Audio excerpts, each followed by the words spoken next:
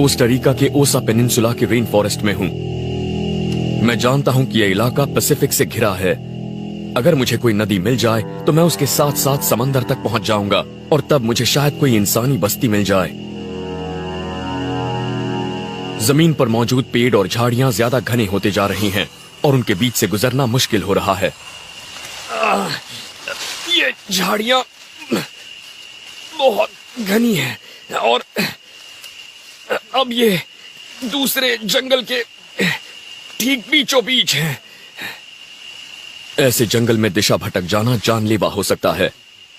इस इलाके में होने वाली 5 में से करीब 1 मौत इसलिए होती है क्योंकि सैलानी हड़बड़ाकर भटक जाते हैं। इन झाड़ियों के बीच से निकलना बहुत मुश्किल हो रहा है, पर मेरे लिए ये रास्ता फायदेमंद है क्योंकि ये पहाड़ी से नीचे जा रहा है और दूसरी बात, यहाँ कभी इंसानी बस्ती होती थी, तो हो सकता है कि यहाँ से मुझे बाहर निकलने का कोई रास्ता मिल जाए। 10 साल पहले अधेड़ उम्र की एक अमरीकी महिला रेन फॉरेस्ट में अकेले ही हाइकिंग के लिए निकली थी। वो रास्ता भूल गई, गिर गई और घायल हो गई। चल फिर ना पाने की वजह से वो वहीं अटक गई। हालांकि उसे ढूंढने वाले दल में 90 लोग थे, पर जब उसे 2 हफ्तों बाद ढूंढ निकाला गया तब तक उसका शव सड़ चुका था। मेरे पास अगर कोई बड़ा छुरा होता तो मैं कुछ ही घंटों में ये सब काट देता, पर मेरे पास फिलहाल बस एक चाकू है, इसीलिए काफी वक्त लग सकता है। मेरे हाथों में घाव होने लगे हैं, देखिए छाले पड़ गए हैं। ऐसे तो बात नहीं बनने वाली है, मुझे कुछ और करना होगा।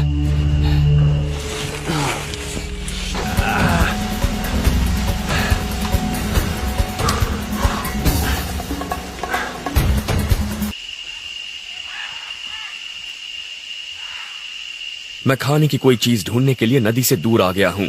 जानवरों का शिकार करने या फंदे लगाने में ऊर्जा बर्बाद करने का कोई फायदा नहीं।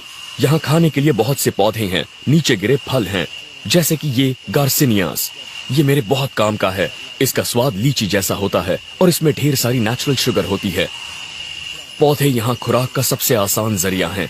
3 साल पहले एक लड़का सिर्फ केले खाकर और नदी का पानी पीकर जिंदा रहा, फिर उसने अपना रास्ता ढूंढ लिया था। जिंदा बचने वाले बहुत से लोगों का कहना है कि भटकने पर जंगल में सबसे बुरा वक्त होता है रात का, और अब अंधेरा होने वाला है। मैंने अभी तक कैंप नहीं बनाया है और आगे क्या होगा ये सोचकर बहुत परेशान हूँ। डिसेंट्री डायरिया का एक बिगड़ा हुआ रूप है। शायद मैं इसका शिकार नहीं हुआ हूँ, शायद मेरे पेट में कोई वायरस चला गया है।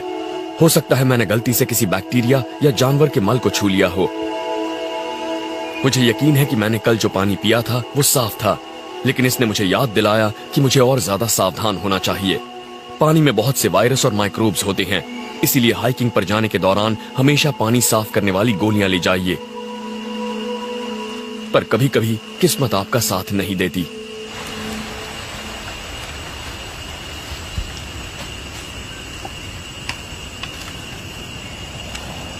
मैं इस पानी को कम से कम 5 मिनट उबालूंगा ताकि इसका साफ होना सुनिश्चित हो जाए। डायरिया के दौरान शरीर से पानी और सॉल्ट निकल जाते हैं और अब मेरे सामने हीट स्ट्रोक का भी खतरा है। अगर ये चीजें साथ में हुई तो जानलेवा हो सकती हैं। हीट स्ट्रोक के लिए जरूरी नहीं कि आपको भटके हुए कई दिन हो गए हों। हर साल हाइकर कम पानी पीने की वजह से भी मारे जाते हैं।